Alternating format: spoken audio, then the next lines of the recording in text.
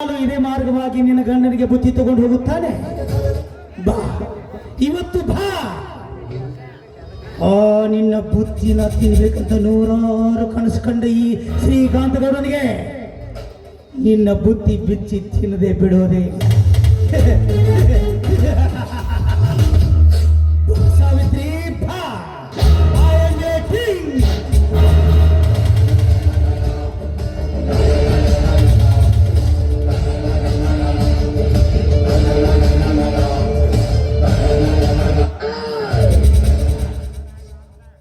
ಸಾವಿತ್ರಿ ಗಂಡನಿಗೆ ಬುತ್ತಿ ತಗೊಂಡು ಹೊಂಟಂಗೆ ಕಾಣಿಸಕತ್ತೈತಿ. ಹೌದ್ರಿ ಗೌಡ್ರ, ಹೊಲ್ದಾಗ ಕೆಲಸ ಮಾಡಿ ನನ್ನ ಗಂಡ ಹಾಕಿರ್ತಾರೆ, ಅದಕ್ಕೆ ಅವ್ರಿಗೆ ಬುದ್ಧಿ ಒಯ್ಯಾಕತ್ತೇನೆ. ನೀವು ಸ್ವಲ್ಪ ದಾರಿ ಬಿಡ್ತೀರೇನ? ದಾರಿ ಬಿಡಂಗಿದ್ರೆ ತರ್ಬಿ ಮಾತಾಡ್ಸೋ ಕೆಲಸ ಏನಿತ್ತು ಸರ್. ಮತ್ತ ಹಾದಿ ಹಿಡಿದು ಹೊಟ್ಟಕ್ಕೆ ನನ್ನ ತೊಡೆದು ನಿಲ್ಸಿದ್ರಿ. ಇಬ್ಬರು ಕೂಡ ಅಂಡಾಳ ಆಡೋದು ಏನಂದ್ರಿ ಗೌಡ್ರ? ಏನಿಲ್ಲ ಸಾವಿತ್ರಿ, ಬಡ್ರು ಮನೆ ಬುತ್ತಿ ಅಂದ್ರ ಬಾಳ ರುಚಿ ಇರ್ತೈತೆ ಅಂತ ಹೇಳಿ ಕೇಳಲ್ಲ ಪಟ್ಟಿ. ಪಟ್ಟಿ ಹತ್ತಿದ್ರೆ ಗೌಡ್ರ, ಅದಕ್ಕೆ ಚಿಂತೆ ಮಾಡ್ತೀರಿ? ನಾನು ಮನೆಯಿಂದ ಬರುವಾಗ 4 ರೊಟ್ಟಿ ಹೆಚ್ಚಿಗೆ ಕಟ್ಕೊಂಡು ಬಂದೀನಿ. ನಡ್ರಿ ನಮ್ಮ ಹೊಲಕ್ಕ, ಅಲ್ಲಿ ನನ್ನ ಗಂಡ ನೀವು ಎದ್ರ ಬದ್ರ ಕೂತ ಊಟ ಮಾಡಕ್ಕಿರ್ತಾರೆ. ಎದರ ಬದ್ರ ಕೂತು ಒಂದ ಬುತ್ತಾಗಿ ಇಬ್ರು ಊಟ ಮಾಡೋದು ಅದು ನಮ್ಗೆ ಇಷ್ಟ ಆಗಿಲ್ಲ. ಏನೇ ಇದ್ರು ಒಂದು ಬುತ್ತಿ ಒಬ್ಬನ ತಿನ್ನ ಅಂದ್ರೆ ಏನ್ರಿ ಗೌಡ್ರ ನಿಮ್ಮ ಮಾತಿನ ಅರ್ಥ? ತಂದಿರೋ ಬುತ್ತಿನ ನಿಮಗ್ ಕೊಟ್ಟು ಬರಗೈಯಿಂದ ಹೊಲಕ್ಕೆ ಹೋಗಿ ನನ್ನ ಗಂಡಗೇನು ಉಪವಾಸ ಕೆಡುವಂತೀರೇನ? ಅಂದ್ರೆ ನಾ ಎಲ್ಲಿ ಬೇಡ ಅಂತೀರ? ಬುತ್ತಿ ಉಣಿಸಿ ತಗೊಂಡು ಹೋಗೋದು, ಮನೆಗೆ ಹೋಗೋದು, ಮಾತು ತಗೊಂಡು ಬರೋದು, ಬುತ್ತಿ ಉಣಿಸೋದು, ಮನೆಗೆ ಹೋಗೋದು, ಮಾತು ತಗೊಂಡು ಬರೋದು, ಇದೇನು ಹೊಸಾದನ? ಅರ್ಧ ಜಗತ್ತಿನಾಗ ಹಂಗ ನಡೆದೈತಿ ನೋಡ್ರಿ ಗೌಡ್ರ, ಈ ಜಗತ್ನಾಗ ಹಂಗ ನಡೆದಿರ್ಬೇಕ್ರಿ. ಆದ್ರ ನಮ್ಮಂತ ರೈತರ ಮನ್ಯಾಗ ಈ ರೀತಿ ನಡೆಯಕಂತೂ ಸಾಧ್ಯನೇ ಇಲ್ಲ. ನೋಡ್ರಿ ಗೌಡ್ರ, ನಮ್ಮ ಹೊಲದಾಗ ಒಂದ ನಾಯಿ ಐತ್ರಿ. ನನ್ನ ಗಂಡ ತಿಂದು ಉಳಿದ್ರ ಅದ ರೊಟ್ಟಿನ ಆ ನಾಯಿಗೆ ಹಾಕಬೇಕು ಅಂತೇಳಿ ಮಾಡಿ. ಏನೋ ದಾರಿ ಒಳಗೆ ನೀವು ಭೇಟಿಯಾಗಿರಿ, ಹೊಟ್ಟಿ ಬೇರೆ ಹತ್ತೈತಿ ಅನ್ನಕತ್ತೀರಿ. ಹೋಗ್ಲಿ ಪಾಪ ಊಟಕ್ಕೆ ಬಡಿಸ್ಬೇಕು ಅಂತೇಳಿ ಮಾಡೀನಿ. ಆದ್ರ ಈ ಬುತ್ತಿ ತಿನ್ನೋ ಅದೃಷ್ಟ ನಿಮಗಿಲ್ಲ ಅಂತೀನಿ. ಅಂದ್ರ ನಾಯನ ನಾಯಿ ಹತ್ತೈತಿ. ನಾ ಹಂಗನ್ರಿ ಗೊತ್ತಾಗತ್ತೆ. ನಾಯನ ಕಡೆ ಪೆಕ್ಕರ್ ಸುಳ್ಳು ಮಕ್ಕಳಿಲ್ಲ, ನನಗ್ ಗೊತ್ತಾಗತ್ತೆ. ಏ ಸಾವಿತ್ರಿ, ಬುತ್ತಿ ಅಂದ್ರೆ ಕೈಯಾಗಿ ಹಿಡಿದ್ರು ಅನ್ನದ ಬುತ್ತಿ ಅಲ್ಲ, ಸುಂದರವಾದ ದೇಹ ತುಂಬಿಡ್ಕೊಂಡು ನಿನ್ನ ಶೀಲದ ಬುತ್ತಿ. ಎಲು ಇಲ್ಲದ ನಾಲಿಗೆ ಅಂತ ಅಡ್ಡ ತಿಂಡಿ ಹರಿದಾಡಕ್ ಬಿಟ್ರ ನಾಲ್ಗಿನ ಅಡ್ಡ ಕತ್ತರಿಸಿಟ್ಬಿಟ್ಟಿನ. ಈ ದಾರಿ ಒಳಗೆ ನನ್ನ ತಡದ ಸುದ್ದಿ ನನ್ನ ಗಂಡ ವೈದ್ಯರಿಗೆ ಏನಾದ್ರೂ ಗೊತ್ತಾದ್ರ ನಿನ್ನ ಬಾಯಾಗ ಮೋಕಲ ಯಾವ ಕೇಳಿದ್ರು ಗಂಡ ಮೈದನ ಊರಾಗ ನಿನ್ನ ಗಂಡ ಮೈದನ ಅಷ್ಟ ಗಂಡಸರ ತಿಳ್ಕೊಂಡೇನ? ಈ ಕಡೆ ಅವರೆಲ್ಲ ನಾವೇನ 9 ನಂಬರ ನಮ್ಮವ ಅಪ್ಪನು ಗಂಡಸಂತ ಹುಡ್ಸ್ಯಾರ. ಗಂಡಸ ಅನ್ನೋದು ಹೆಂಗಿರ್ತೈತಿ ತೋರಿಸ್ಬೇಕಲ್ಲ. ಹೋಗ್ಲಿ ಬಿಡಿ ಸಾವಿತ್ರಿ, ಸುತ್ತಿ ಬಳಸಿ ಮಾತಾಡ್ಬೇಕ. ನೋಡಿ ಸಾವಿತ್ರಿ, ನೀವು ಒಪ್ಕೊಂಡೆ ಅಂದ್ರೆ 5 ನಿಮಿಷ ನನ್ನ ಜೋಡಿ ಸಹಕರಿಸಿ ನೋಡು. ಮಾಡಿ ಮನಿನ ತಂದು ನಿನ್ನ ಪಾದ ಕೆಡ್ತೀನಿ. 5 ನಿಮಿಷ ಸಹಕರಿಸಿದ್ರ ಮಹಡಿ ಮನಿ ತಂದು ನನ್ ಪಾದ ಕೆಡ್ತೀರಿ?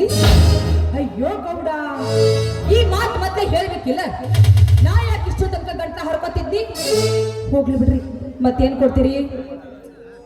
ನೀವೇ ನನ್ನ ಯಾಕೆ ಅಂದ್ರೆ 10-15 ಎಕರೆ ಹೊಲ ಅಷ್ಟು ಮಾತ್ರಿ. ಇವನು ಬುಡ್ಕ ಕೈ ಹಾಕಂಗ್ ಕಾಣಿಸ್ತಾಳೆ. ನಾವು ಹಂಗರಿ ಮೊದಲ ಕೈ ಹಚ್ಚಂಗ, ಒಮ್ಮೆ ಹಚ್ಚಿದೀವಿ ಅಂದ್ರ ನೀವರ ಜಳಜಳ ಆಗಿರ್ಬೇಕು ಒಂದು, ಇಲ್ಲ ನಾವರ ಜಳಜಳ ಆಗಿರ್ಬೇಕು ಒಂದು. ನೀನೇ ನನ್ನ ಯಾಕೆ ಅಂದ್ರೆ ರೊಕ್ಕ ರೂಪಾಯಿ ಬೆಳ್ಳಿ ಬಂಗಾರ ಏನ್ ಬೇಕಾದ್ರೂ ಕೊಡ್ತಾನೆ. ಹೋಗಿ ಬಾ ಹೋಗಿ ಬಿಡು.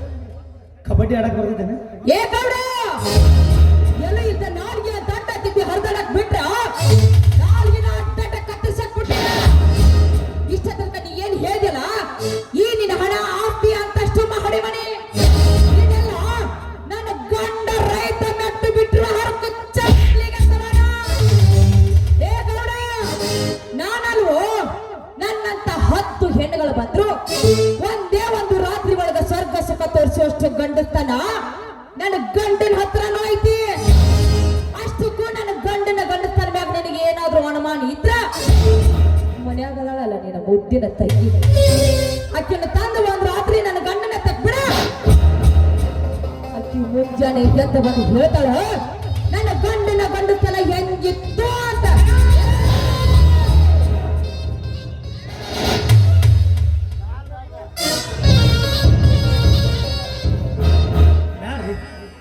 ಬ್ಯಾರೆ ಮನಿ ಹೆಣ್ಣು ಮಕ್ಕಳು ಬದಲಾಗಿ ಮಾತಾಡ್ಬಾರ್ದು.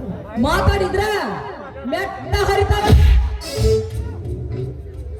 ಹೇ ಸಾವಿತ್ರಿ, ಚಡಿಗೆ ಮಲ್ಲಿಗೆ ಮುಡಿದು ಮುಸುರಿ ತಿಕ್ಕು ಹೆಣ್ಣು ನೀನು.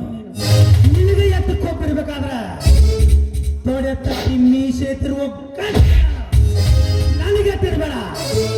ಬಾಬಾ ಬಾಬಾ ಬಾಬಾ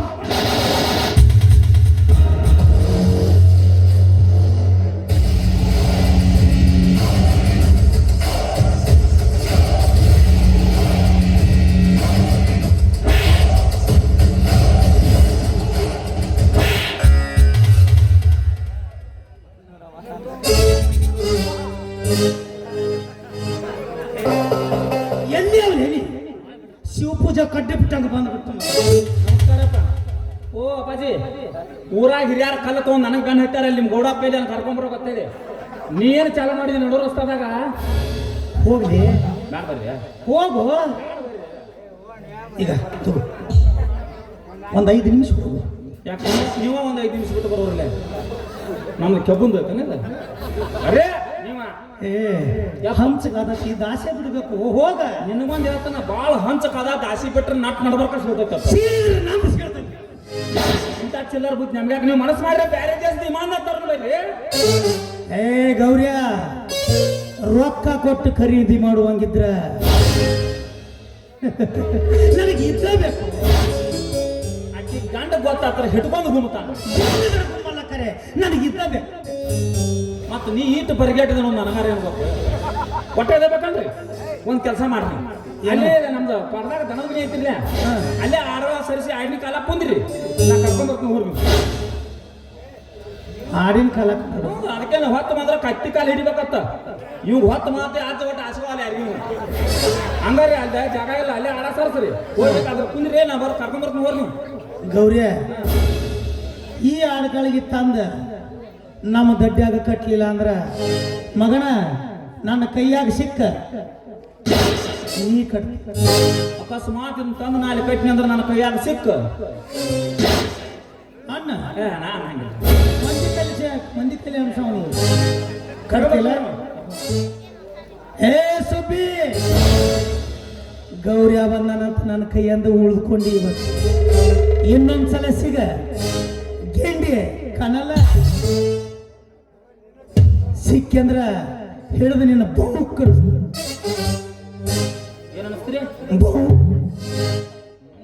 ಅನ್ಸುದು ನನಗೆಲ್ಲ ಲಕ್ಷ ಇಲ್ಲಿ ಉಂಡತಿ. ಕಾಕ ಒಂದ್ 5 ನಿಮಿಷ ಸುಮ್ಮ ಕೂತಂದ್ರ ಬಂಗಾರಕ್ಕಿಂತ ಕ್ಯಾಂಪ್ ಆಗೈತಿ. ಸುಮ್ಮ ಒಟ್ಟ ಒಂದ ಸುಮ್ಕೊಂಡ್ರಪ್ಪ ಪುಣ್ಯ ಪುತ್ರ ಬಾ ಚಲ್ನಿ ಇನ್ಕ ಮಟ್ಟ ಒಂದು ಸೋರಿ ಇದ್ದಾಗ ಬಾಯ್ ಮಾಡ್ಬೇಡ. ಕರ್ಕೊಂಡು ಬರ್ತೀಯಲ್ಲ, ಕರ್ಕೊಂಡು ಬರ್ತಾವ್ರು ತಪ್ಪಿಸಬಾರ್ದ. ಒಟ್ಟ ತಪ್ಸಂಗೆ ಹೋಗ್ರು ತಪ್ಸಲ್ಲ.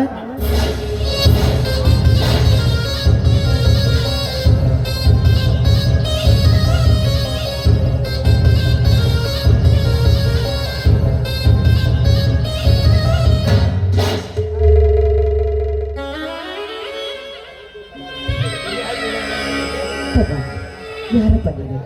ಇಂಥ ಸಮಯದಲ್ಲಿ ಬಂದು ನನ್ನ ಮಾನ ಪ್ರಾಣ ಕಾಪಾಡಿದಕ್ಕೆ ನಿಮಗೆ ತುಂಬಾ ಧನ್ಯವಾದಗಳು.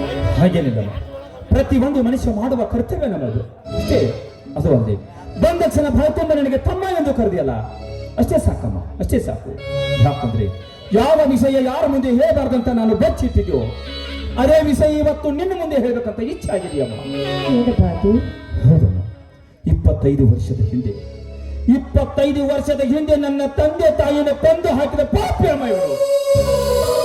ಹೌದಮ್ಮ, ಅಷ್ಟೇ ಅಲ್ಲ, ಅದನ್ನು ಕೇಳಲು ನನ್ನ ಅಕ್ಕ ಶ್ರೀಕಾಂತ ಗೌಡನ ಮನೆಗೆ ಹೋದಾಗ ನನ್ನ ಅಕ್ಕನ ಕೂಡ ಶೀಲಹರಣ ಮಾಡಿ ಕೊಂದು ಹಾಕಿದ ಕಟುಕನಮ್ಮ. ಆವಾಗ ನಾನು ಚಿಕ್ಕವನಿದ್ದೆ. ಆವತ್ತೇ ಗ್ರಾಮನ ಬಿಟ್ಟು ದೂರ ಹೊರಟೋದಮ್ಮ, ದೂರ ಹೊರಟೋದು. ಮತ್ತೆ ಮರಳಿ ಗ್ರಾಮಕ್ಕೆ ಬಂದ ಮೇಲೆ ಗೊತ್ತಾಯ್ತು ಶ್ರೀಕಾಂತ ಗೌಡನ ಮನೆ ಇದೆ ಎಂದು. ಸತ್ತ ಹೋದ ನನ್ನ ತಂದೆ ತಾಯಿ ಆತ್ಮಕ್ಕೆ ಶಾಂತಿ ಸಿಗಬೇಕಾದ್ರೆ ಹೇಗಾದ್ರೂ ಮಾಡಿ ಶ್ರೀಕಾಂತ ಗೌಡನ ಕೊಲೆ ಮಾಡ್ಬೇಕಂತ ಮತ್ತೆ ಗ್ರಾಮಕ್ಕೆ ಬಂದೆ. ಆದ್ರೆ ವಿಧಿ ಆಟಮ್ಮ. ತುತ್ತು ಕೂಳಿಗಾಗಿ ಗೇಣ ಬಟ್ಟಿಗಾಗಿ ಶ್ರೀಕಾಂತ ಗೌಡನ ಮನೆಯಲ್ಲಿ ಜೀತದ ಹಾಳಾಗಿ ದುಡ್ತಾ ಇದ್ದೆ ನಾನು. ಹೋಗ್ಲಿ ಬಿಡಮ್ಮ, ನನ್ನ ಹೊಟ್ಟೆ ಸಂಕಟಕ್ಕೋಸ್ಕರ ನಿನ್ನ ಮುಂದೆ ಏನೇನು ಹೇಳ್ತಾ ಇದ್ದೀನಿ ತಾಯಿ. ದಯವಿಟ್ಟು ಈ ವಿಷಯ ನನ್ನ ನೆನೆ ಬಿಟ್ಟು ಮತ್ತೆ ಯಾರಿಗೂ ಗೊತ್ತಿಲ್ಲ, ಯಾರಿಗೂ ಗೊತ್ತಾಗೋದು ಬೇಡ. ನೀನು ಯಾರಿಗೂ ಹೇಳಲ್ಲ ಅಂತ ನನಗೆ ಮಾತು ಕೊಡಮ್ಮ.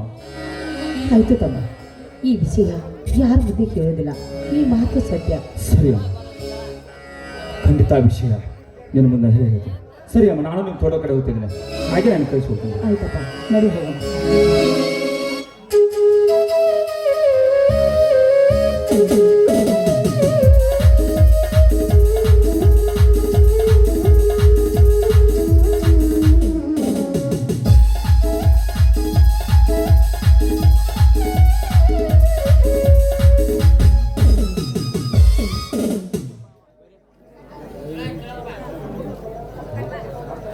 ಸೀತಪ್ಪ ಸಳಪ್ಪ ಒಳದ ಪೆಂಡಾಲ್ ಮಲಕ್ಕರು 501 ರೂಪಾಯಿ.